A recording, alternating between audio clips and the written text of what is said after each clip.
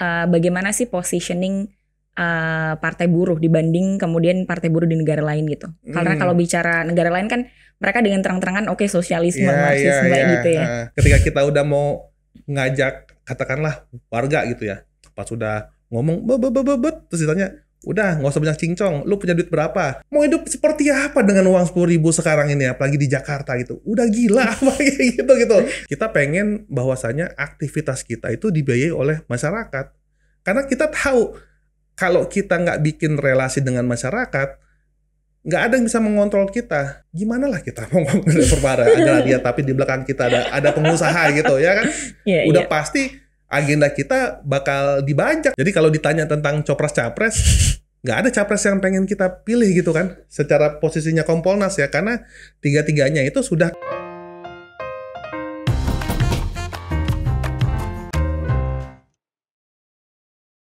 Halo teman-teman pemilih muda, selamat datang kembali di podcast Tirto ID yang muda yang berpolitik. Nah, di studio ini kita udah bersama seseorang yang mungkin udah familiar banget untuk teman-teman aktivis yang kekiri-kirian atau mungkin udah pernah atau sering baca tulisannya di Indo Progress. Jadi langsung aja kita sapa, di depan kita udah ada Muhammad Ridho. Halo. Tepuk tangan dong. Ya, tepuk tangan juga kali ya. Oke, halo Bang Ridho, sehat-sehat ya? Alhamdulillah sehat. Alhamdulillah. Kita kemarin juga habis ulang tahun nih yang ke-7. Wah, sama dong. Gitu ya? Bisa playdate kita berarti ya? Nah, oke. Kita mungkin kasih pengantar dulu ya ke teman-teman yang mungkin belum kenal sama Mas Ridho ini. Mas Ridho ini adalah staf khusus Departemen Ideologi dan Kaderisasi Partai Buruh. Nah, sebetulnya kalau kita ngomongin Partai Buruh yang sekarang nih, ini baru usianya muda, baru dideklarasikan 2021 Oktober.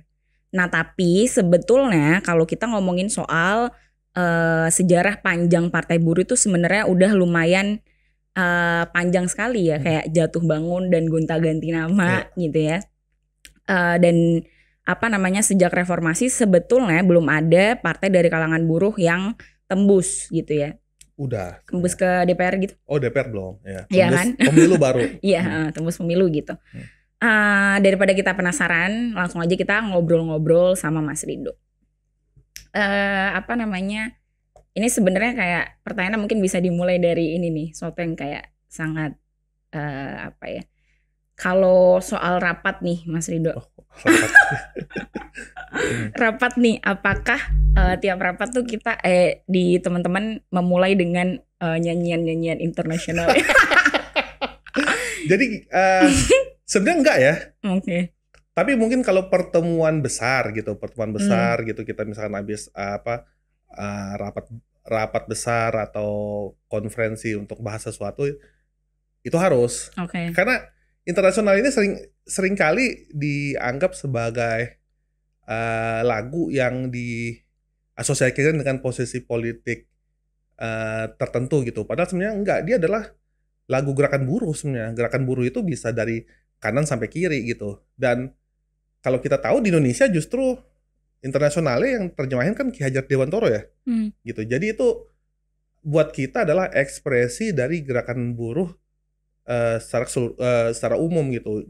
Kita nggak ada intensi untuk melekatkannya dengan posisi politik tertentu. Kenapa kita ngerasa itu penting untuk dinyanyiin, apalagi dalam konteks partai buruh, itu ada tentu untuk mengingatkan kembali gitu, gerakan buruh, khususnya partai buruh itu nggak bisa terpisah dengan gerakan buruh yang udah ada sebelumnya, bahkan sampai dengan sebelum 65. Karena terlepas dari apa yang terjadi dengan kasus sebelum 65 ya, banyak sebenarnya gerakan buruh itu memiliki tendensi yang bermacam-macam gitu.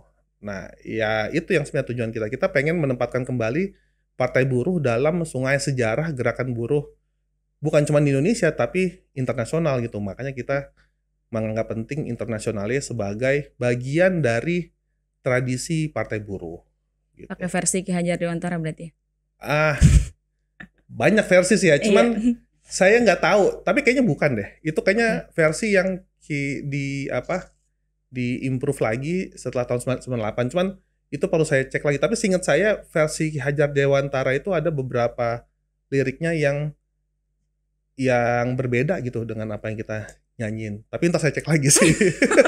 Oke, karena sepertinya udah pakai lagu-lagu itu ya di anaknya Mas Rido kalau lihat unggahan Instagram. Enggak dong saya. Ya itu kalau urusan anak itu saya sebenarnya untuk pendidikan politik aja sih, karena anak saya ini kan juga bagian dari tradisi bapaknya kan gitu. Karena seringkali ya ini bukan saya ingin mengimposisi ya, cuman minimal anaknya tahu lah bapaknya itu lagi ngapain sih, gitu aja sih sebenarnya sih. Iya loh, aku pernah lihat unggahan anaknya udah baca Karl Marx gitu.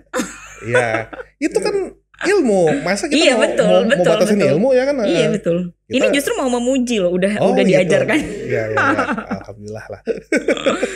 Oke.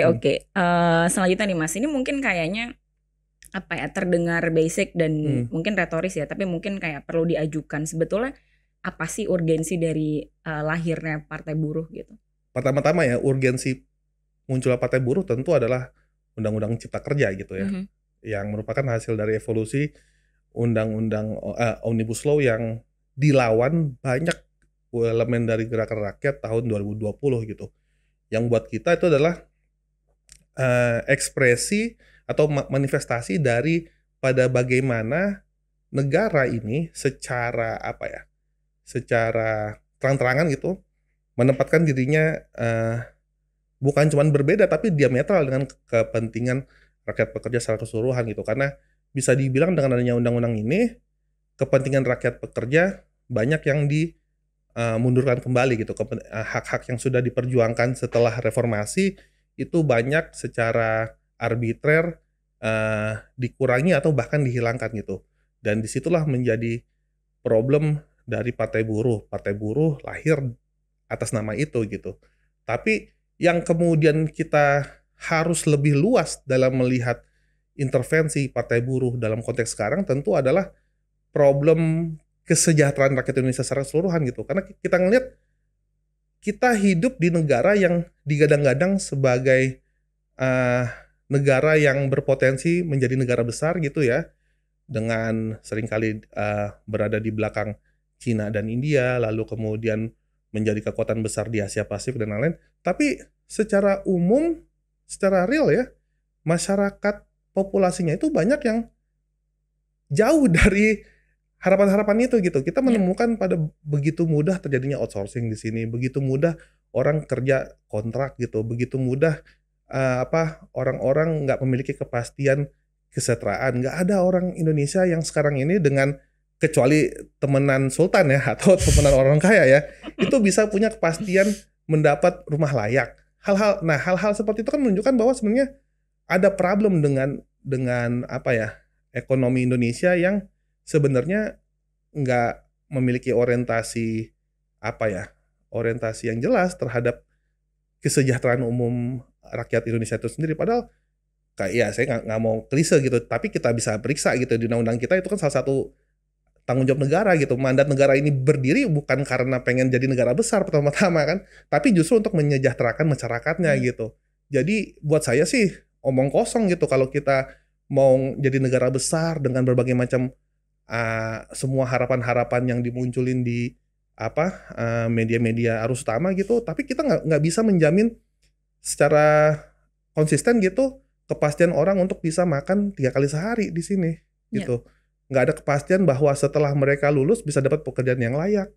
Nggak ada kepastian bahwa ketika ingin mendapatkan pelayanan kesehatan nggak harus nunggu 3 jam gitu-gitu. Itu kan hal-hal yang sebenarnya mendasar kepada kualitas hidup warga negara ya. Tapi hampir nggak ada pembicaraan sama sekali tentang itu di sini. Karena semuanya ngelihat bahwa urusan politik ya urusan kontestasi elit doang gitu. Nggak ada ngomongin sama sekali kepentingan rakyat pekerja atau rakyat biasa dalam pemilu gitu. Dan sepertinya isu-isu semacam kontrak dan juga outsourcing memang jadi pasal yang jadi concern ya di Ciptaker ya. Ada nggak sih Mas kayak isu spesifik yang Mas Rido bisa bilang bahwa itu hanya bisa diwujudkan oleh partai buruh gitu, atau misal partai berbasis kelas pekerja? Ya, secara umum sih kalau kita, ya ini salah satu hal yang kenapa kita akhirnya mengusung agenda negara kesejahteraan gitu, karena kita melihat bahwa solusi terhadap problem undang-undang Ciptaker itu nggak bisa lagi ditawarkan secara tambal sulam gitu. Ciptaker adalah sistem gitu, dia adalah agenda sistemik gitu, dan oleh karena itu kita harus memberikan tawaran sistemik juga terhadap agenda yang seperti Ciptaker, dan itu akhirnya kita menawarkan namanya negara kesejahteraan yang pada prinsipnya adalah di mana negara memberikan perhatian lebih untuk memastikan agenda kesejahteraan warga negaranya gitu. Kalau ditanya seperti apa dalam negara kesejahteraan, ya tentu adalah punya skema untuk melakukan perlindungan sosial terhadap warga negaranya dari dia lahir sampai dia mangkat. Sesimpel itu aja sebenarnya. Karena dalam siklus hidup umat manusia ini kan selalu ada resiko ya. Dan kalau kita tahu gitu, dalam kapitalisme, siklus hidup ini kan seringkali ditempatkan dalam agenda pasar gitu. Nah, agenda pasar itu seringkali nggak peduli terhadap problem siklus hidup gitu. Misalkan kayak ada orang, ya ini saya ambil contoh ya, ada masa di mana suatu pabrik itu harus mengalami krisis, katakanlah krisis dagang, dan itu implikasinya kan tentu dia supaya bisa survive dia harus melakukan PHK terhadap pekerjanya ya. Kalau nggak ada negara kesejahteraan, tentu nggak ada keharusan bagi negara untuk bisa menjamin agar pekerja yang di PHK itu bisa mendapat perlindungan dalam arti misalkan tidak mendapatkan iuran gitu supaya dia bisa hidup dalam jangka waktu tertentu supaya bisa mencari nafkah lagi secara layak gitu. Nah, dalam negara kesejahteraan itu yang menjadi tanggung jawabnya, bahwa memastikan bahwa setiap kemungkinan resiko yang muncul terhadap warga negara itu harus dilindungi. Makanya bagi kita adalah nggak masuk akal gitu untuk bisa ngelihat suatu negara yang secara konstitusinya udah punya agenda itu, tapi kok nggak dijalanin. Dan bagi kita itu adalah alasannya bukan karena sekedar political will, tapi adalah refleksi dari sistem politik yang berlaku gitu. Kalau diperhatiin dalam sistem politik kita, 60% itu direpresentasikan oleh pengusaha.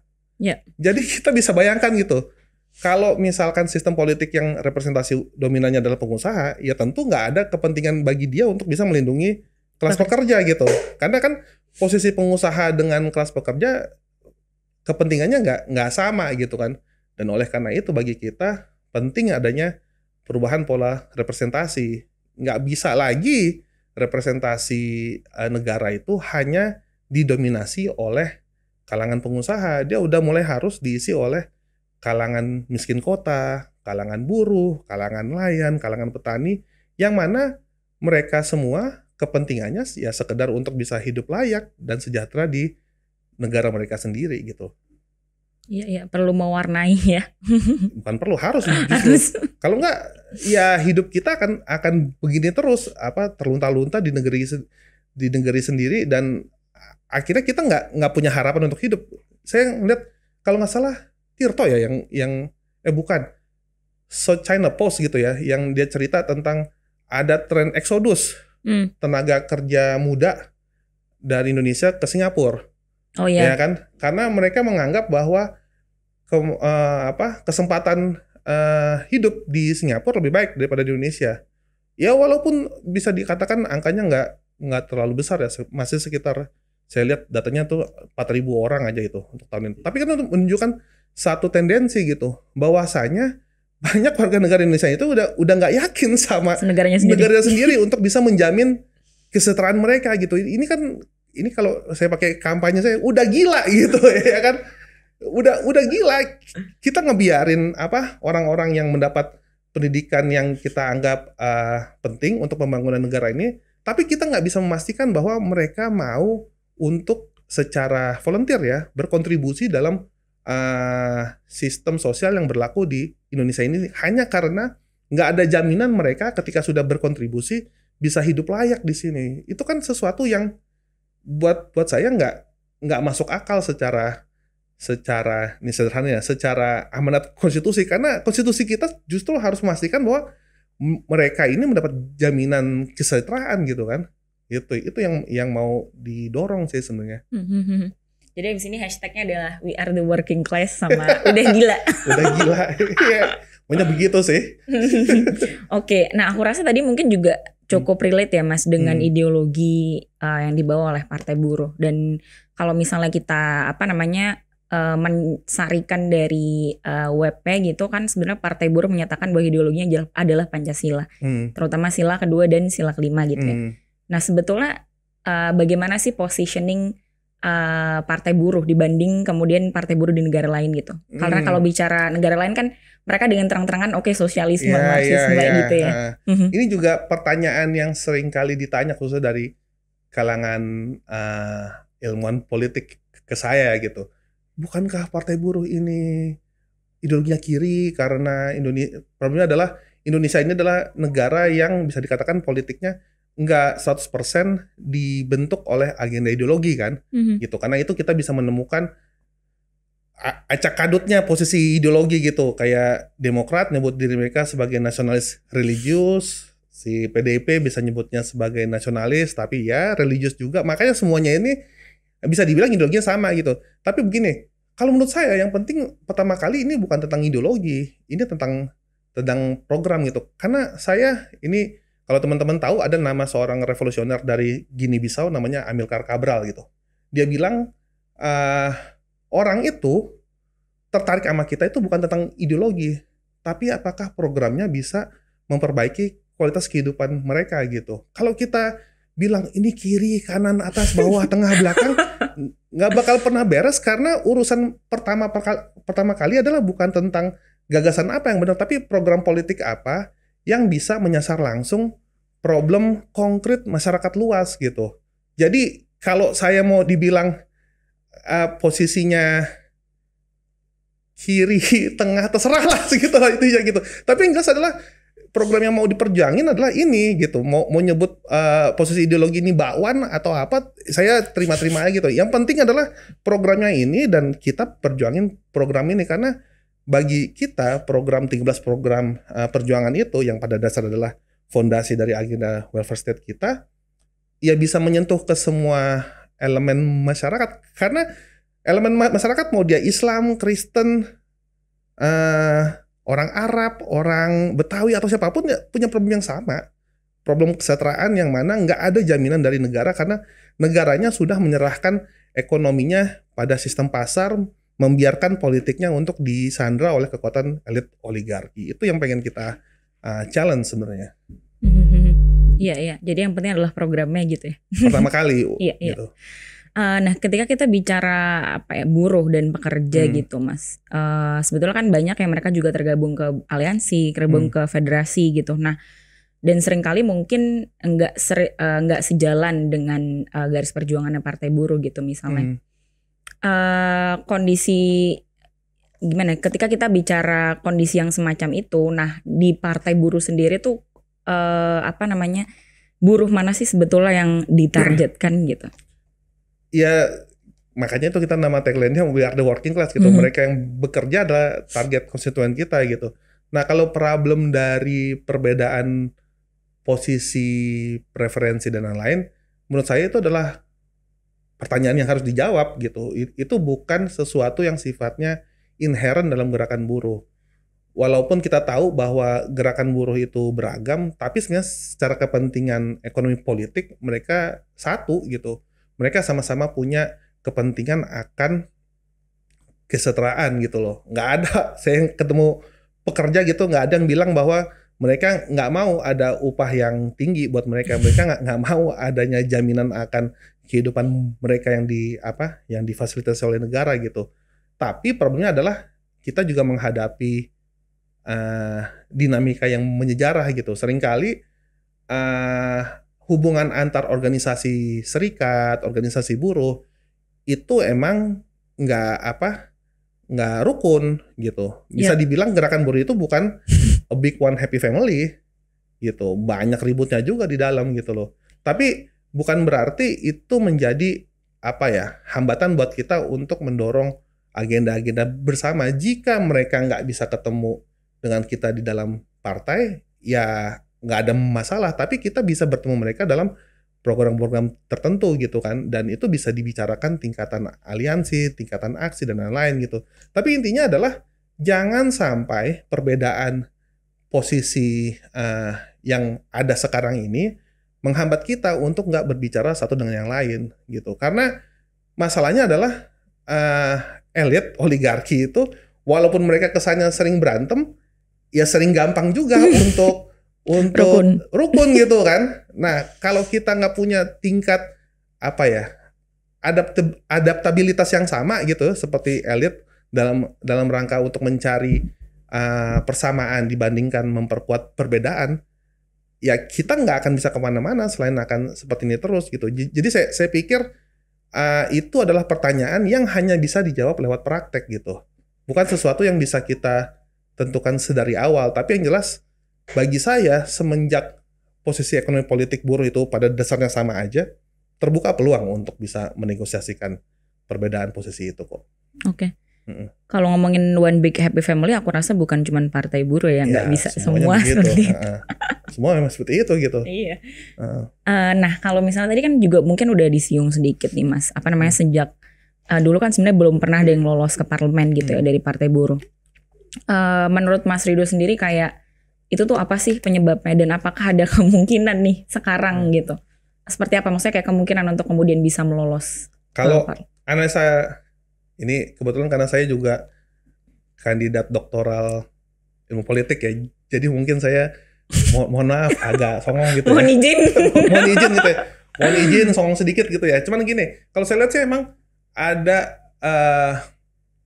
problem di struktur politik elektoral kita itu sendiri gitu, yang mana bisa dilihat secara institusi penetrasi elit mudah untuk mempenetrasi struktur institusi yang ada gitu. Dalam arti gini, kita udah cukup tahu lah pada bagaimana KPU itu seringkali bisa dimanipulasi oleh elit-elit yang ada gitu. Khususnya tingkatan lokal ya. Banyak cerita di mana banyak kasus pencurian suara gitu-gitu. Atau kita juga bisa melihat pada bagaimana bahkan tingkatan kebijakan peraturan itu sendiri seringkali ditentukan oleh kalangan elit gitu, kebijakan dan peraturan tentang pelaksanaan pemilu dan lain-lain gitu. Jadi nggak heran kemudian kalau kita ngelihat ruang pertarungan elektoral di Indonesia itu sendiri dan sebagaimana terjadi di banyak negara itu nggak setara gitu. Nggak menjamin bahwasanya walaupun saya sudah berhasil masuk, partai kami sudah berhasil masuk dalam sistem pemilu, nggak menjamin kita bisa mudah untuk bisa mempropagandakan posisi kita, mendapat pengaruh dan lain-lain gitu. Ya kayak simpelnya kayak sekarang ini, ketika kita udah mau ngajak katakanlah warga gitu ya, pas sudah ngomong terus ditanya, udah nggak usah banyak cincong, lu punya duit berapa? Nah itu kan akhirnya pertanyaannya adalah siapa yang punya duit, dan kita ngelihat dalam proses pemilu kita money politics jadi hal yang utama gitu, dan itu adalah sesuatu yang menjadi bagian integral dari sistem kepemiluan kita gitu. Dan saya pikir ruang bertarung itulah yang dihadapi, dan oleh karena itu bagi partai buruh kita melihat perlu melakukan serangan terhadap sistem yang nggak merata ini, yang nggak setara ini. Dan bagi kita salah satu hal yang bisa diadres adalah masalah parliamentary dan presidential threshold. Gitu. Ambang batas itu ya? Ambang batas itu, karena dengan adanya ambang batas ini partai hanya bisa dimungkinkan untuk bisa ada di parlemen kan setelah dia bisa memenuhi ambang batas yang sudah ditentukan gitu. Padahal kita tahu gitu, ambang batas yang ditentukan itu bukan hasil yang sepenuhnya demokratis, itu muncul dari kong kali kong elit yang sudah berhasil menguasai politik negara gitu. Dan saya pikir ada dimensi manipulasi kekuasaan gitu yang mana harus dilawan, dan disinilah letaknya. Kalau kita bisa memenangkan agenda ini dalam rangka memenangkan JR agar ambang batas ini ditarik, ya kita melihat ada peluang itu. Walaupun kita mengakui bahwa kemungkinannya cukup kecil, tapi itu buat kita cukup penting untuk diperjuangkan karena itu menjadi bagian penting dari rakyat Indonesia secara keseluruhan yang merasa punya kepentingan dengan pemilu agar mereka bisa direpresentasikan dalam sistem yang ada. Nah, kalau ditanya mengenai peluang partai buruh dengan adanya konfigurasi konfigurasi aturan kepemiluan yang seperti sekarang ini yang saya sebut tidak merata ini, maka solusi kita adalah berupaya untuk mencari simpati seluas mungkin dari masyarakat luas gitu. Karena ya yang bisa kita sandarkan adalah masyarakat itu sendiri gitu, rakyat itu sendiri gitu. Problemnya kan di rakyat kita menemukan banyak paradoks gitu ya. Kalau diperhatiin itu di survei popularitas incumbent presiden sekarang tinggi sekali. Iya. Ya kan? Tapi di sisi lain kita perhatikan justru rakyat sangat concern dengan isu-isu sosial ekonomi di negara ini gitu. Jadi penjelasannya apa gitu? Kok orang begitu approve terhadap kekuasaan sekarang, tapi kemudian mereka justru tetap masih punya concern terhadap kebijakan yang dibuat oleh yang mereka approve itu sendiri gitu. Dan itu menunjukkan bahwa sebenarnya mereka tahu masalah, tapi seringkali nggak tahu apa kesimpulan politik yang harus ditarik dari kondisi yang ada gitu. Dan saya pikir disitulah letak kesempatan bagi partai buruh. Partai buruh bisa menjadi bisa memberikan tawaran terhadap problem yang mereka hadapi sekarang. Karena kita ngelihat yang penting adalah menghubungkan antara apa yang menjadi concern utama dengan alternatif yang coba dibawa oleh partai buruh gitu. Jadi walaupun kita mengakui bahwa ruang pertarungannya berat, tapi kita nggak melihat ini sebagai sesuatu yang mustahil gitu. Walaupun mungkin kita kalah sekarang, tapi bukan berarti kita akan kalah untuk kedepannya kan. Tapi tentu kita harus mengupayakan terbaik dalam ruang pertarungan yang ada sekarang gitu. Iya. Ketika kita bicara kayak parpol lain gitu Mas, sebetulnya kan juga banyak ya kemudian yang juga menarget masa buruh gitu. Nah, kira-kira apa yang jadi strategi nih strategi dari partai buruh ketika partai lain juga menggait suara dari buruh gitu? Kalau strategi dari partai kita tentu adalah pertama kali adalah mengoptimalisasi struktur organisasi ya. Karena secara umum partai buruh secara total itu punya katakanlah keanggotaan kurang lebih 5 juta gitu. Dan kalau kita lihat dari masalah electoral threshold yang 4% itu sebenarnya hampir mencapai di angka 6,5 sampai 7 juta yang diperlukan untuk bisa mencapai threshold gitu. Yeah. Jadi itu dulu yang pertama kali kita memperkuat internal kita dulu gitu. Supaya memastikan agar semua anggota serikat mendukung partai buruh. Nah, problemnya kemudian adalah tentu ini nggak mencukupi kan ya. Kita juga harus menggait elemen serikat yang bukan menjadi internal dalam partai buruh. Disitulah yang saya sebut tadi perlunya kita membangun komunikasi dan sejauh ini kita sudah mendorong gitu terbangunnya aliansi di banyak wilayah yang mana isi aliansinya itu bukan cuma sekedar dari partai buruh aja, tapi juga serikat-serikat yang di luar partai buruh untuk bersepakat memperjuangkan agenda gerakan buruh itu sendiri gitu. Yang mana mau nggak mau tentu harus melalui partai buruh kan. Nah yang ketiga adalah berupaya untuk membangun komunikasi dengan elemen masyarakat sipil secara lebih luas gitu. Karena partai buruh, gerakan buruh kan bagian dari masyarakat sipil itu sendiri gitu loh ya kan. Dan kita juga nggak bisa untuk menafikan begitu aja posisi masyarakat sipil. Makanya kita ngelihat bahwa agenda negara kesejahteraan itu bukanlah semata agenda ekonomi sebenarnya. Ini adalah agenda demokrasi. Salah satu penyebab kenapa agenda demokrasi kita ini begitu kayak sekarang gitu ya, yang bukan cuman stuck tapi juga perlahan-lahan mundur adalah karena demokrasi kita menjadi terkonsentrasi di sekedar urusan politik aja. Ya kan? Padahal sebenarnya demokrasi yang substansial justru dia bisa melebar ke urusan ekonomi juga dan urusan sosial gitu. Dan salah satu penyebabnya adalah karena nggak ada redistribusi sumber daya yang diberlakukan negara untuk bisa memastikan bahwa setiap orang bisa berpartisipasi secara meaningful secara bermakna dalam sistem sosial yang ada gitu. Makanya misalkan saya ambil contoh gitu, aktivis buruh gitu. Begitu sulit dia bisa terlibat dalam sistem politik karena dia nggak punya sumber daya, nggak punya hepeng gitu untuk bisa terlibat. Dan juga anak-anak muda gitu ya, misalkan dia udah bekerja di kantor gitu, tapi karena dia harus kerja 9 to 5 terus selama bukan cuman 5 hari aja, tapi bahkan lembur 6 hari, nggak ada waktu dia untuk bisa berpartisipasi secara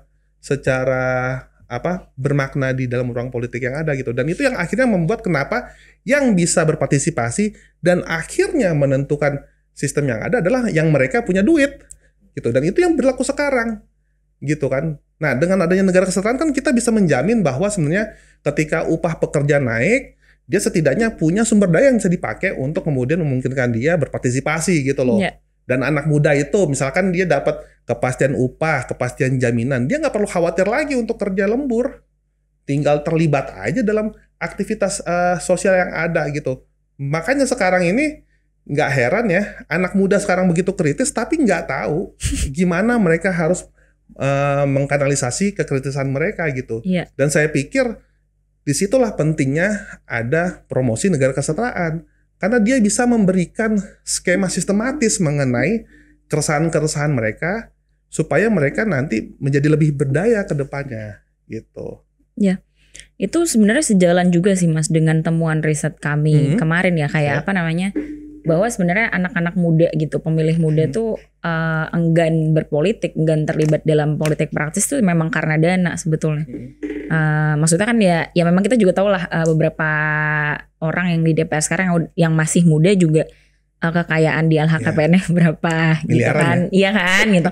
Siapa yang nggak pusing ya ngelihatnya kayak anjir kayaknya nggak mungkin bisa gitu. Kalau misalnya tadi Mas kita kayak ngomongin soal parliamentary threshold. Sebenarnya bagaimana Partai Buruh memandang itu sih Mas, karena ambang batas yang tinggi dan susah tembus gitu? Ya tentu buat kita adalah itu hambatan terhadap demokrasi gitu.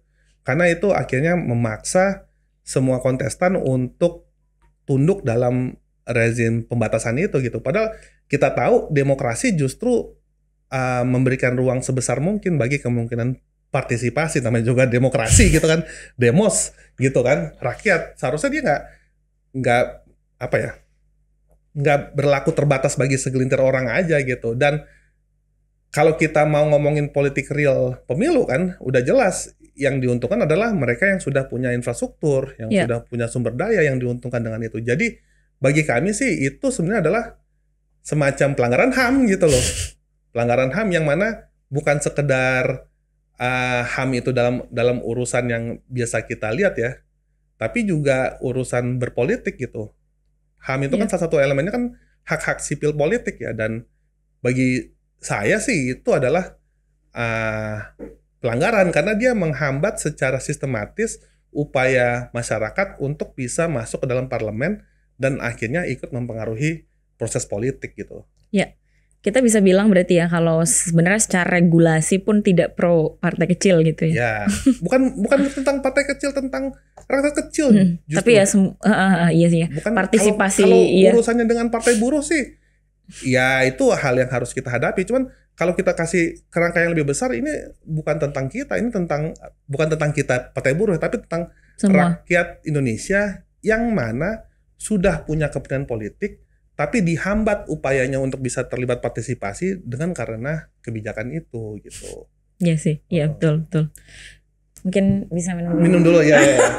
Makin panas soalnya kan. Udah kayak mau berantem nih. Di sini juga ngapain loh Mas?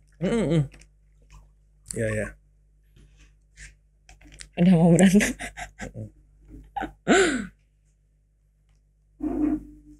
Minum dulu.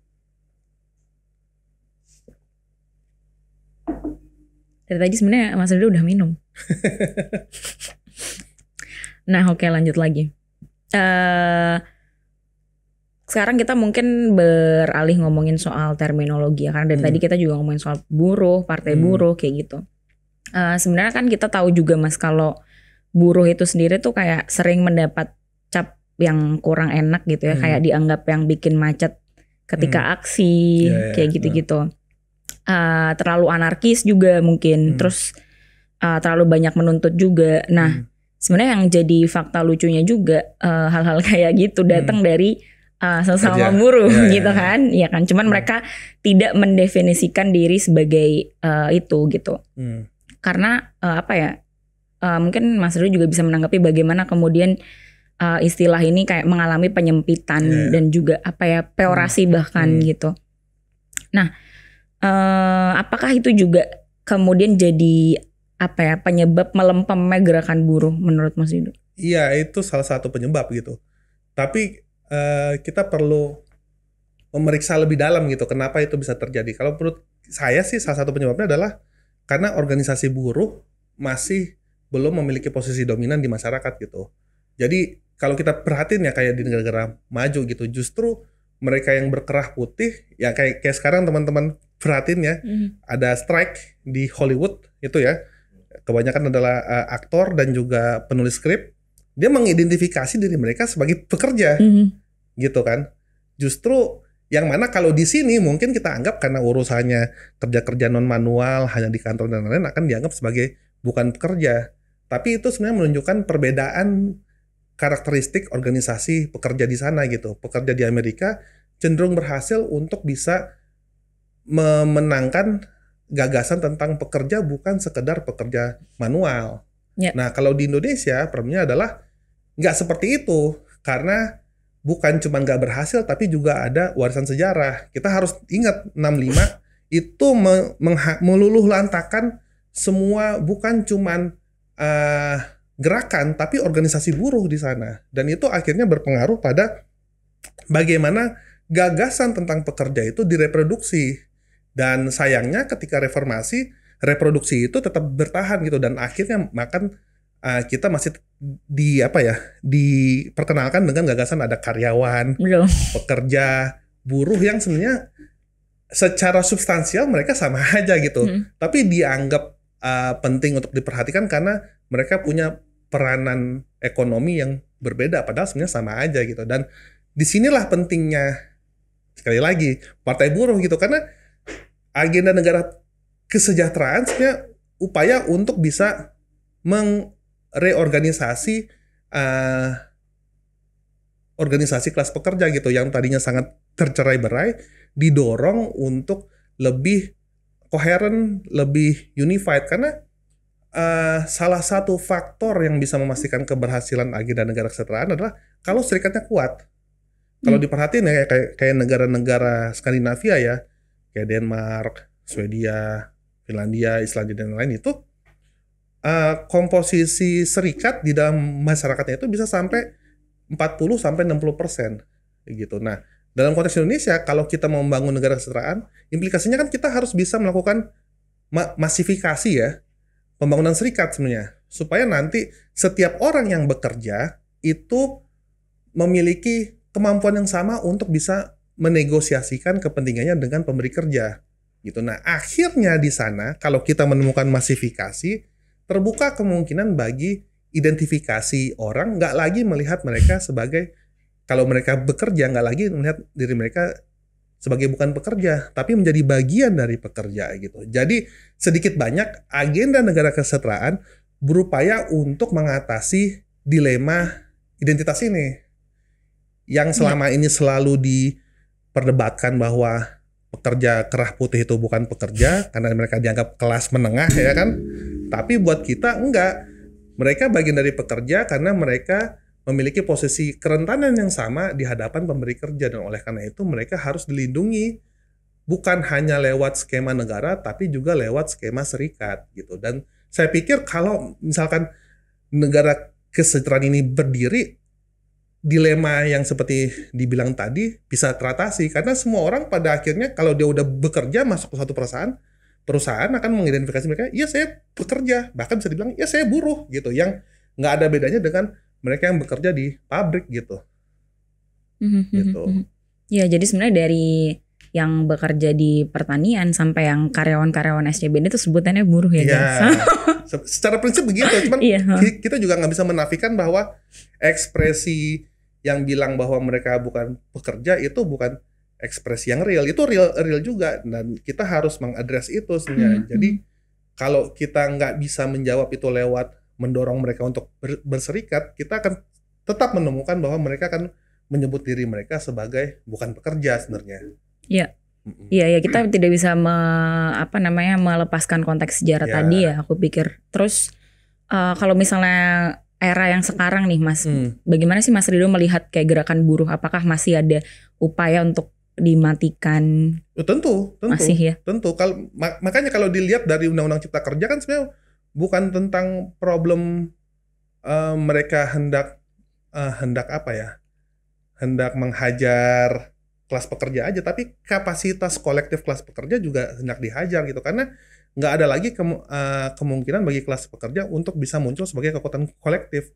Serikat nggak lagi relevan untuk bisa ada, karena urusan upah udah ditentukan lewat skema pengupahan gitu. Urusan pesangon sudah ditetapkan oleh perusahaan aja gitu. Jadi dalam negara kita sekarang dengan adanya Undang-Undang Cipta Kerja, nggak ada lagi kemungkinan bagi kelas pekerja untuk bisa muncul sebagai kolektif. Masalahnya adalah kelas pekerja hanya bisa muncul sebagai kelas pekerja kalau dia berkolektif sebagai kelas pekerja gitu. Dan itu yang menjadi tantangan kita sekarang untuk bisa memastikan bahwa kelas pekerja ini kembali bisa menjadi pejuang utama demokrasi kita, ya dia harus didorong perubahan politik negara gitu di tingkatan negara. Dan itu saya pikir signifikansi dari Partai Buruh, karena dia berupaya untuk bisa bukan cuman ngomongin kesejahteraan ekonomi, tapi juga bisa memberikan fondasi sosial yang lebih mendasar terhadap aktivitas perjuangan demokratis yang ada sekarang. Ya, gitu. Ya dosen aja belum ada serikatnya ya Mas. Ya, ini sedang tapi dibangun. Udah dibangun ya. Nah itu sih saya pikir titik poin yang yang penting ya, karena selama ini banyak orang yang mengidentifikasi, apalagi mereka yang sudah mendapat pendidikan tinggi ya, nggak mau menyebut diri mereka sebagai bagian dari kelas pekerja gitu. Betul. Tapi kan realitas pendidikan tinggi yang semakin komersial dan juga semakin dekat dengan agenda pasar tentu membuat aspirasi itu ya lebih tepat untuk disebut ilusi gitu kan. Dan saya pikir ini adalah perkembangan bagus gitu. Itu yang harus kita dorong, bentuk-bentuk kayak begitu. Iya. Mungkin kita sekarang bisa bergeser ke obrolan soal anak muda. Meskipun tadi juga mungkin udah banyak banget disinggung gitu. Sebenarnya kalau pemilu 2024 kan ini kita bisa bilang kalau ini pemilu anak muda gitu kan Mas. Karena proporsinya besar banget gitu kan ya, lebih dari 50%. Sejalan dengan yang tadi yang aku juga udah sempat sebutkan soal riset kami gitu. Selain tadi soal keengganan berpolitik tuh karena dana gitu. Sebenarnya ada juga nih isu-isu prioritas yang mereka cukup perhatian di pemilu gitu. Termasuk sebenarnya adalah kesejahteraan masyarakat dan lapangan kerja gitu. Nah, aku pikir itu juga relate dengan apa yang coba dibawa dengan Partai Buruh ya. Mungkin Mas Ridho kayak bisa menanggapi hal itu. Meskipun ketika kita ngomongin lapangan kerja atau kayak pengangguran, sebetulnya kan secara data kalau BPS tuh turun gitu ya Mas kan. Cuman aku pikir bukan cuma soal lapangan kerja secara ketersediaan, tapi juga mungkin sekarang tuh lebih banyak kerja-kerja yang kontraknya nggak jelas atau dengan dalih fleksibel, tapi sebetulnya itu kayak justru kita malah nggak punya betul. Nah, seperti itu. Ya, itu yang ini mungkin istilah saya, tapi semoga bisa populer gitu ya. Saya menyebutnya sebagai kemiskinan terselubung gitu. Intinya adalah problem kita sekarang udah melampaui problem kerja gitu, karena sedikit banyak pekerjaan itu dengan adanya cipta kerja tentu harapannya akan banyak pekerjaan, tapi yang kita butuhkan bukan cuma pekerjaan aja, tapi tentang hidup yang layak gitu.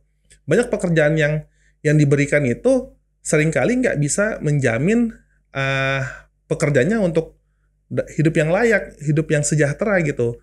Saya dapat berita kemarin pada bagaimana banyak pengemudi online sekarang yang mendapatkan pendapatan per hari 10.000 gitu. Mau hidup seperti apa dengan uang 10.000 sekarang ini, apalagi di Jakarta gitu. Udah gila apa gitu. Ya lagi-lagi hashtagnya itu ya. Udah gila. Tapi intinya adalah ya itu jadi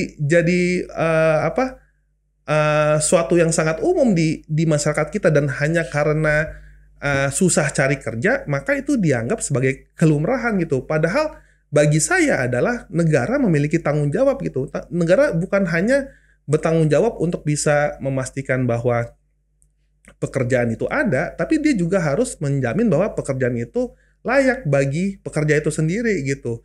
Dan saya pikir ini adalah buah dari kegagalan negara untuk bisa mendorong agenda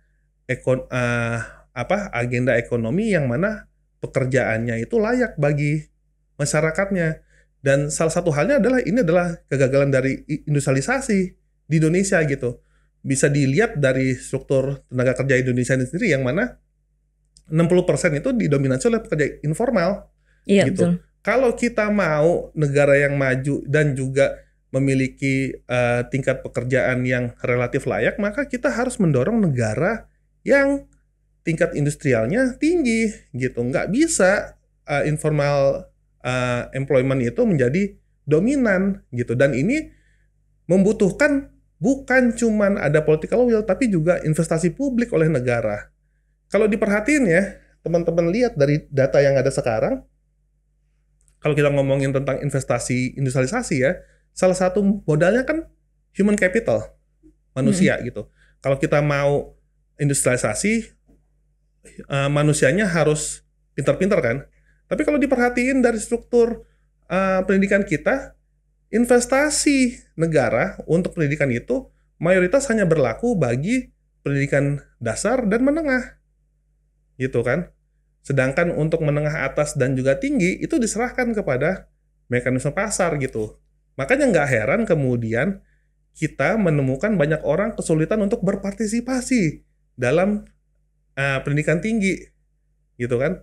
Dan itu yang akhirnya menyebabkan kenapa salah satu hal yang kita temukan dalam tren pengangguran di Indonesia adalah tingginya pengangguran dari lulusan pendidikan tinggi.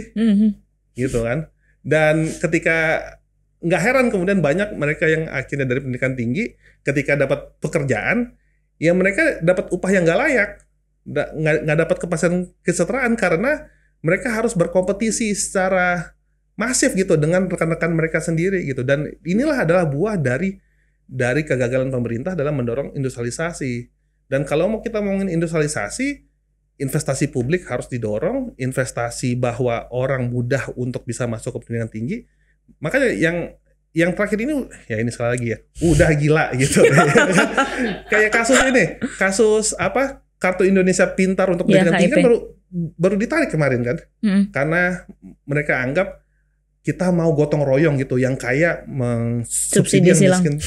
Tapi kan bukan begitu ide tentang gotong royong kita. Sekali lagi, udah gila. Karena apa? Ide gotong royong kita pertama kali adalah dimulai dari tanggung jawab negara.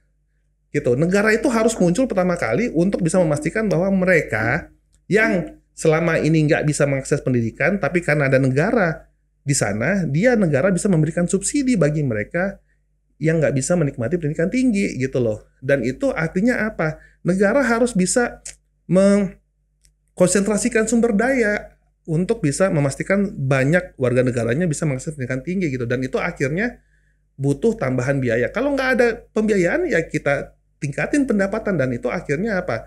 Naikin pajak gitu. Naikin pajak ke orang-orang yang kalau diperhatikan kan gini, koefisien kita tinggi kan, ada di angka 0,4 ya.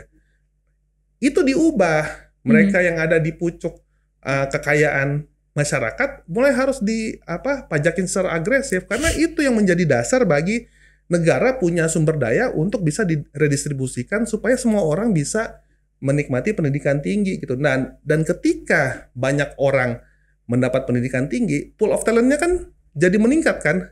Kalau pool of talent yang meningkat, kemungkinan inovasi juga bisa meningkat juga. Disitulah kemudian kita bisa berbicara tentang industrialisasi gitu. Nah, inilah agenda sistemik yang kita tawarkan dengan namanya negara kesejahteraan, karena kita mau mengadres masalah ini bukan cuma masalah parsial, tapi apa solusi sistemik dari kondisi Indonesia yang ada sekarang gitu. Iya, emang permasalahan kita kayaknya sudah sangat sistemik ya. Dan perbaikannya pun juga harus seperti itu. Harus ambisius gitu kita. Bahwa ini nggak bisa ditambal sulam. Kita harus ambisius bahwa ini harus diadres secara sistemik gitu. Tapi tadi poin menarik juga sih Mas, ketika kita ngomongin kerjaan gitu, lapangan kerja sebetulnya juga bukan sejauh mana itu tersedia aja, tapi juga poin soal kelayakan itu juga perlu jadi perhatian gitu. Karena kayaknya kalau rata-rata pendapatan di Gen Z gitu ya, di anak-anak muda kayaknya cuman berapa juta lah, nggak sampai UMR Jakarta gitu. Kayak gitu, maksudnya kayak itu kan berarti sangat rendah gitu ya.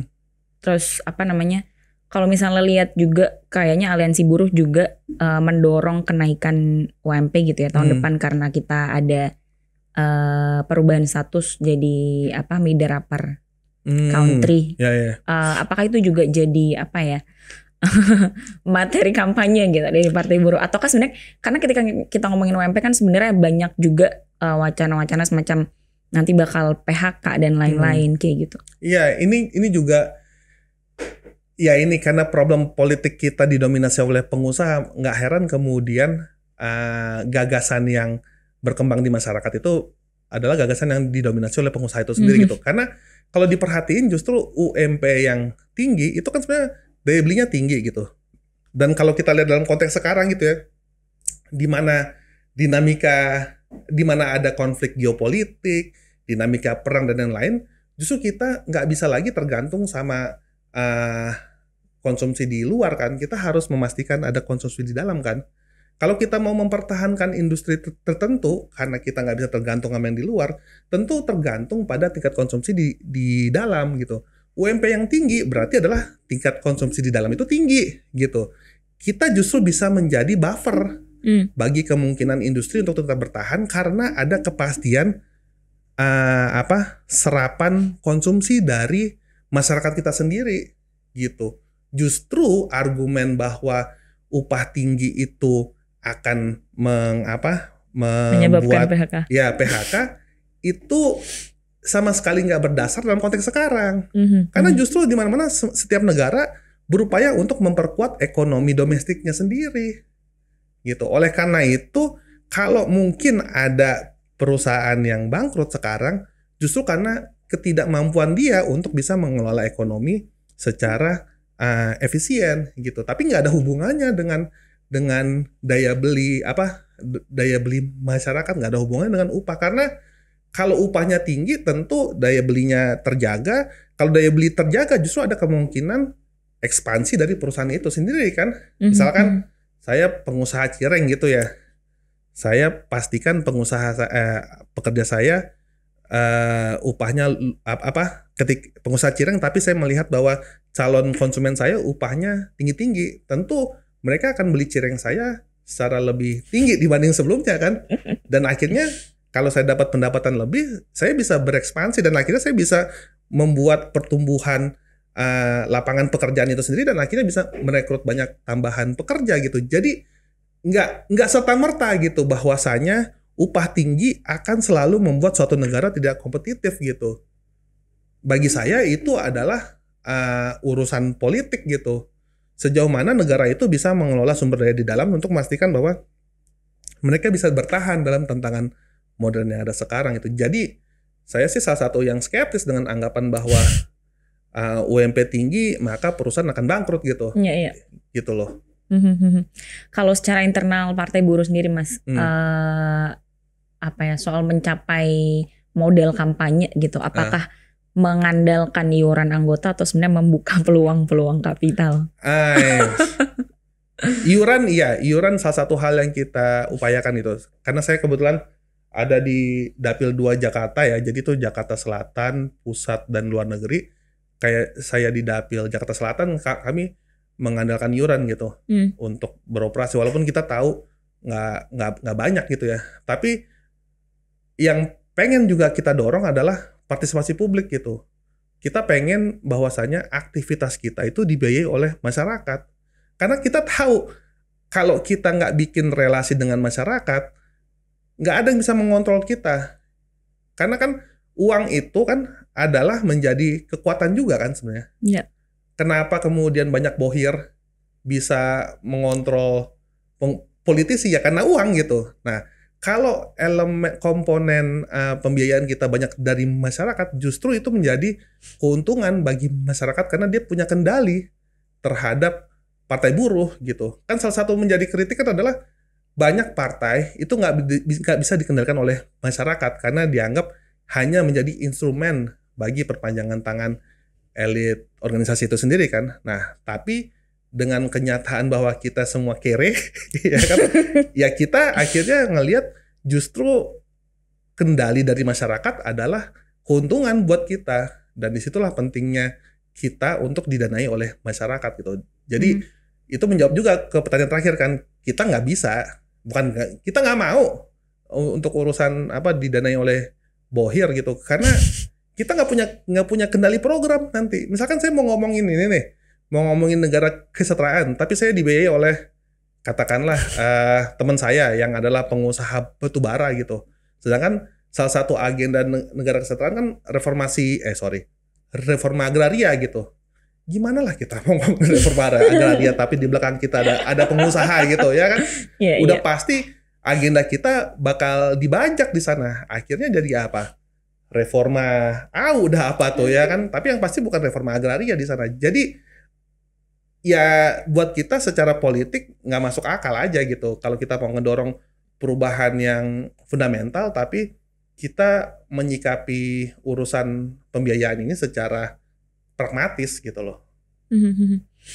Kalau untuk kayak menggait partisipasi publik nih selama ini kayak bagaimana sih Mas Partai Buruh menjalankan itu? Nah ini juga hal yang kita mau nggak mau harus refleksikan ya, karena harus diakui Partai Buruh sebagai partai itu banyak diisi oleh elemen aktivis serikat buruh kan, dan ini kita nggak banyak pengalaman sebenarnya dalam rangka memobilisasi dukungan di luar agenda keserikatan.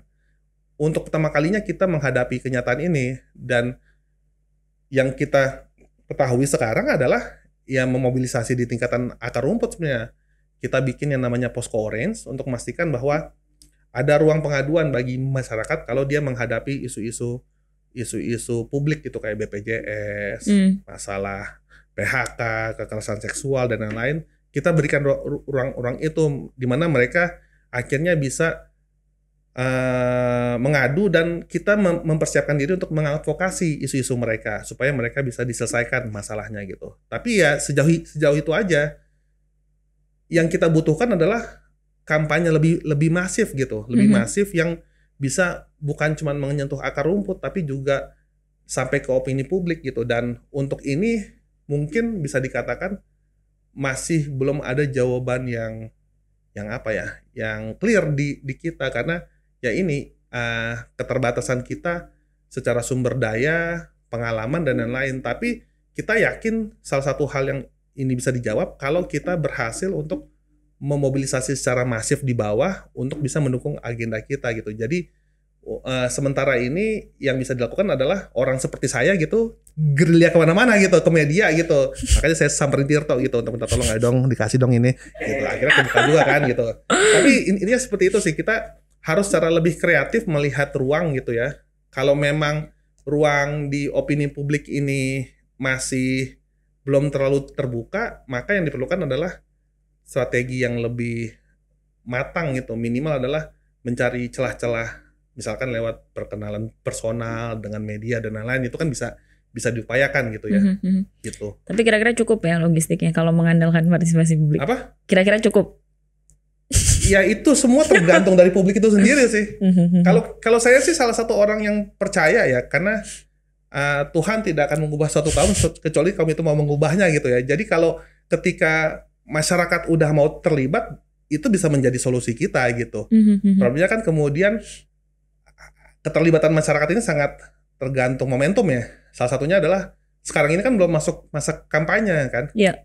Dan oleh karena itu juga terbatas juga bagi Partai Buruh untuk bisa mendorong crowdfunding, karena kita akan menggunakan itu di masa kampanye, dan karena belum masuk kampanye seringkali ngapain kampanye juga belum gitu kan. Padahal yang kita hadapi itu justru adalah waktu kan, karena masa kampanye kan itu cuma sebentar kan ya, cuma 2 bulan gitu. Jadi ya kita percaya keterlibatan masyarakat bisa menjadi solusi bagi keterbatasan kita gitu. Tapi ya itu juga tergantung pada bagaimana partai buruh secara organisasi melihat kesempatan-kesempatan yang ada sekarang gitu. Jadi ya itu, yang penting adalah tetap mengorganisir di bawah, sembari juga melihat peluang ke atas supaya kita bisa mendorong agenda-agenda pembentukan opini publik secara lebih masif gitu loh. Kalau sebagai bagian dari kaderisasi dan ideologi gitu Mas, sebetulnya gimana memastikan caleg-caleg itu yang masuk nih bisa memenuhi kualifikasi gitu? Sebenarnya untuk partai buruh kualifikasinya adalah cuman background check aja. Selama mereka tidak memiliki misalkan nggak bekas kriminal, terus juga nggak punya nggak punya pengalaman bahwa mereka pernah melakukan masalah dengan isu-isu kerakyatan, kita terima-terima aja gitu. Jadi selama dia juga komitmen untuk mendorong agenda partai buruh, kita terima-terima aja gitu. Jadi secara kriteria nggak terlalu saklek ya. Tapi yang penting adalah ketika sudah masuk, ya haruslah konsisten dengan memperjuangkan agenda partai buruh gitu. Dan salah satu hal yang kita lakukan adalah melakukan pendidikan gitu, baik di tingkatan organisasi maupun di tingkatan dapil gitu. Misalkan beberapa bulan sebelumnya kita udah melakukan pendidikan kader yang tengah menjadi calon. Tapi itu kan tentu nggak mencukupi kan. Jadi selain itu kita juga mendorong setiap kader yang menjadi caleg untuk mengadakan diskusi rutin di tingkatan dapil dan juga memastikan supaya setiap orang yang menjadi relawan yang direkrut oleh partai buruh memiliki pemahaman yang sama tentang isu yang mau dikampanyekan gitu. Karena seringkali kita ditanya begini, udah datang nih ngomong tentang negara kesejahteraan dan terus ditanya punya duit berapa gitu. Nah, karena mereka nggak punya pengalaman, seringkali kan langsung jiper kan, waduh ditanya duit berapa gini, padahal kagak punya duit ya. Tapi kalau kita bisa membiasakannya lewat pendidikan, memberikan latihan ke kalangan relawan untuk menyikapi hal itu, biasanya bisa direspon gitu. Biasanya direspon dengan, iya mungkin kita nggak bisa memberikan uang sekarang, tapi kita bisa menjamin ketika kita berkuasa, kita akan mengalokasikan anggaran katakanlah Pemda untuk isu-isu ini gitu. Nah masalahnya memang ya, ini juga problem juga sih, karena di serikat buruh itu ya, kan biasanya mereka didatangi anggota untuk bisa dimintakan bantuan mengadvokasi kan. Nah sedangkan seringkali di bawah itu rakyat pertama-tama nggak tahu apa masalahnya gitu, karena dianggap saya udah cukup dan gitu ya. Nah disitulah kita perlu kayak sales gitu, kita harus probing ya kan, probing masalahnya apa nih gitu. Kita butuh diskusi sampai akhirnya ternyata ibu kemarin dapat PKH dipotong ya bu ya, terus kemarin seharusnya dapat ternyata enggak karena ada perubahan data dan nah itu kan hal-hal yang sebenarnya hanya bisa ditemukan kalau relawan partai buruhnya itu diberikan pelatihan gitu loh. Dan saya pikir itu visible dilakukan oleh partai buruh sekarang gitu. Gitu sih kalau saya lihat. Jadi hal-hal yang kayak begitu bisa diatasi selama kita berdisiplin dalam melakukan pendidikan sendiri gitu. Iya. Kalau soal copras-capres nih. Ini dia nih. Ini yang bikin sakit kepala nih. Iya nih. Partai buruh kan setelah Rakernas kan ada ya mengungkapkan sejumlah nama gitu, termasuk Anies, Najwa Shihab kayak gitu-gitu. Tapi kan sebenarnya belakangan merapat nih ke kubu Prabowo gitu kan. Belum sih, bukan cuman emang Prabowo memberikan sinyal gitu, jangan lupakan teman lama gitu, intinya begitulah ya kan. Oke. Nah tapi dari internal apakah sudah menentukan? Belum ada sama sekali, karena kita sesuai kesepakatan bersama ingin bikin konvensi kan tentang itu yang ingin kita dorong. Tapi pertama kali bagi saya ya, karena kebetulan kita pertama-tama harus pahami partai buruh ini sebagai kolektif di mana banyak kepentingan di dalamnya. Jadi nggak satu aja gitu. Dan saya menjadi bagian dari apa yang disebut dengan unsur Komite Politik Nasional. Komite Politik Nasional itu adalah unsur yang diorganisasikan oleh salah satu elemen pendiri partai buruh, ya ini KPBI, Konfederasi Perjuangan Buruh Indonesia, yang mana posisinya tuh dekat dengan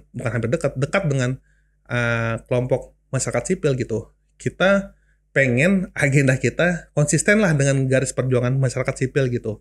Jadi kalau ditanya tentang copres-capres, nggak ada capres yang pengen kita pilih gitu kan, secara posisinya Kompolnas ya, karena tiga-tiganya itu sudah terkena dosa-dosa politik gitu loh ya kan. Anies ada Nasdem, Ganjar PDIP, Prabowo udah pasti gitu kan ya. Tapi yang juga kita harus akui, problem politik di sekarang ini dalam Partai Buruh kan bukan cuma tentang politik masyarakat sipil, ada juga politik elektoral gitu. Dan politik elektoral ini salah satu hal yang jadi pertimbangan adalah kalau ada dukung capres, ada kemungkinan logistik masuk gitu loh. Dan buat beberapa elemen Partai Buruh, logistik ini menentukan gitu. Banyak kita menemukan ya calon-calon yang nggak bisa turun bekerja hanya karena nggak ada uang bensin, gitu-gitu. Dan dengan dia memilih capres tertentu kan akhirnya bisa dipastikan bisa dapat tambahan minimal lah ya untuk bisa bekerja untuk mengorganisir dukungan gitu. Nah, hal yang kayak begitu jadi perdebatan sekarang. Kita mau mendorong agenda politik yang konsisten tapi kemudian memperkecil kans kita untuk bisa masuk ke ruang parlementer, atau ambil jalur yang taktis. Saya nggak bilangnya ini pragmatis ya, tapi taktis yang bisa memungkinkan organisasi beroperasi lebih layak dalam mengusung dukungan gitu. Nah, solusi terhadap posisi ini adalah dalam pandangan saya di pertanyaan Mbak sebelumnya, yaitu partisipasi masyarakat. Kalau masyarakat sekarang ini bisa melihat pertaruhan kepentingan mereka sebenarnya sekarang ada di Partai Buruh, kita bisa mengatasi dilema ini. Dalam arti begini, kalau masyarakatnya banyak kemudian memberikan sumbangan ke Partai Buruh, kan nggak ada lagi urusan minta duit, bukan urusan, nggak ada lagi kepentingan untuk bisa mendapatkan logistik dari capres, karena mereka sudah berhasil mendapatkan dukungan yang otonom dari masyarakat itu sendiri kan. Problemnya kemudian adalah di masyarakat itu sendiri kan nggak kayak gitu. Nah, inilah puzzle yang kita temukan sekarang gitu. Jawaban dari puzzle ini akan kemana tergantung dari dinamika yang ada. Kalau misalkan ya Kompolnas berhasil memastikan bahwa tawaran politik kita ini lebih visible, dalam arti bukan cuman kita posisinya lebih kuat terhadap elemen yang lain, tapi juga masyarakat melihat bahwa Partai Buruh itu bisa didukung dan oleh karenanya masyarakat menyumbang di sana, tentu kita bisa bikin agenda yang lebih koheren terkait dengan Partai Buruh, bahwa kita nggak perlu capres-capres lagi. Kita muncul aja sebagai oposisi parlemen ya kan, karena pada akhirnya kan tuntutan kita adalah tuntutan mencabut omnibus law, mencabut ciptaker kan. 3 kandidat itu nggak ada posisi yang clear terhadap ciptaker gitu. Dan kita juga nggak perlu khawatir untuk urusan mobilisasi di bawah, karena toh juga masyarakat udah mendukung agenda kita gitu. Nah, disitulah secara hipotesis ada kemungkinan kita nggak harus masuk ke urusan capres-capres, tapi tentu real politik kita belum tahu, karena kedepannya kita masih perlu melihat dinamikanya secara lebih seksama kan gitu. Tapi harapan saya adalah ketika saya datang ke ruang seperti ini, ya ada amplifikasi lah harapannya, supaya mulai dilihat bahwa ini pertarungan yang bukan cuma pertarungan orang-orang dalam Partai Buruh, tapi juga masyarakat luas gitu. Kalau memang perlu ada perubahan agenda ekonomi Indonesia menjadi lebih pro kesejahteraan, di sanalah pentingnya Partai Buruh untuk hadir di parlemen, dan di sanalah butuh dukungan bukan cuma coblos suara, tapi juga logistik gitu. Berarti belum ada ya nama-nama yang kira-kira mendekati. Sejauh ini kalau capres pasti ada ya, karena mereka juga melihat Partai Buruh secara konstituen ini, ya saya bilang tadi ya, ada 5 juta anggota serikat dalam Partai Buruh gitu. Itu tentu angka yang cukup besar gitu dibandingkan kelompok sosial yang lain gitu ya, tentu mereka akan cawe-cawe ke partai buruh gitu. Cuman buat kita di internal sendiri sih, ya namanya juga partai politik ya, ya cawe-cawe itu ya diterima aja sebagai bagian dari silaturahim. Ya. Oke. Tapi urusan ditetapkan mau milih yang mana itu kan ada prosedur organisasinya yang harus dilalui. Gitu. Oke. Dan tadi kan sebenarnya kita sangat sering ya menyebut soal Ciptaker, Omnibus Law gitu. Dan sebenarnya kayaknya Partai Buruh juga menyatakan tidak akan berkoalisi dengan partai-partai yang mendukung Ciptaker gitu. Nah, terus habis itu tapi kayak meskipun mungkin belum pasti tadi ya mendukung Prabowo gitu-gitu. Ya. Iya kan? Maunya enggak sih, tapi mau gimana lagi gitu ya kan. Nah, kira-kira kalau sampai pada pilihan itu apakah gimana tidak kontradiktif dengan gagasan awal bahwa tidak ingin ada afiliasi dengan partai yang kemudian mendukung? Itu kita bisa mendekatinya secara pertama ya. Kalau urusan itu tentu kontradiktif gitu. Tapi kalau kita bisa mendapatkan deal bahwasanya ketika kita mendapatkan dukungan ada revisi atau Omnibus Law itu bisa diotak-atik, tentu itu terbuka kemungkinan untuk itu gitu. Karena ya itu problemnya adalah ada masyarakat sipil yang memiliki agenda kritis, tapi mereka nggak terorganisir dan akhirnya harus ke partai buruh yang elemen kritisnya juga terlalu kecil ya. Ya kita harus secara realistis melihat pertarungannya nanti. Tapi bagi saya sih yang terpenting adalah untuk urusan Copres-Capres ini harus ada agenda kesetaraan yang jelas gitu loh. Kalaupun mau bertemu dengan para capres dan membuat negosiasi, agenda kesetaraannya apa? Jangan dikasih cek kosong gitu. Kalau Prabowo saya sih jelas-jelas aja, selesaikan semua isu HAM dari 65 sampai dengan ini gitu. Karena bagi kita nggak mungkin ada negara kesetaraan kalau kemudian nanti kita udah mau mengorganisir, nggak ada kepastian bahwa pengalaman kayak pelanggaran HAM itu nggak terjadi gitu. Jadi oke lah kita ketemu sama mereka, tapi kita butuh deal yang paling substansial gitu loh. Karena nggak bisa lagi kita ambil deal cuman jadi komisaris gitu kan, jadi menteri gitu-gitu. Ya jadi menteri boleh lah, cuman kan kita pengen kalau jadi katakanlah ya menteri tenaga kerja, kita punya diskresi nih untuk bikin badan yang mana mempermudah setiap orang untuk membuat serikat gitu loh. Dan ketika mereka bikin serikat, punya diskresi juga untuk mendesak perusahaan untuk segera melakukan collective bargaining. Itu kan sebenarnya bisa difasilitasi kan oleh negara kan, karena mereka dikasih diskresi gitu. Nah, hal-hal konkret kayak begitu yang harus dibuka nanti di meja perundingan kalau kita ngomongin Copres-Capres itu. Jadi ya walaupun saya nggak setuju ya sama siapapun ya, ntar kalau udah oke, kita mau dukung, tapi apa ininya dealnya, deal politiknya apa? Kalau memang Pak Prabowo mau dukung partai buruh, ya udah selesaikan masalah HAM gitu. Pak Prabowo nggak mau, ya enggak ya udah jangan salahkan bunda mengandung kan, salahkan bapak pakai sarung, ya kan gitu loh. Jadi di sanalah ininya, deal konkretnya apa, itu yang harus didorong nanti. Oke. Gitu. Terus kalau misalnya terhadap partai-partai yang mendukung Ciptaker nih, Mas Ridho, kayak bagaimana sih menurut Mas Ridho, apakah suara mereka akan tergerus di daerah-daerah yang kemudian industri yang notabene adalah basisnya partai buruh gitu? Ini problemnya adalah kalau urusan pemilu ini bukan cuma tentang agenda yang kedengarannya bagus ya, tapi juga benar-benar tentang organisasi di bawah gitu. Dan organisasi di bawah ini urusan duit gitu kan, kebanyakan gitu. Jadi pertarungan yang bukan cuma tentang agenda, tapi juga bagaimana kita bisa mengorganisasi kapasitas mesin politik kita gitu.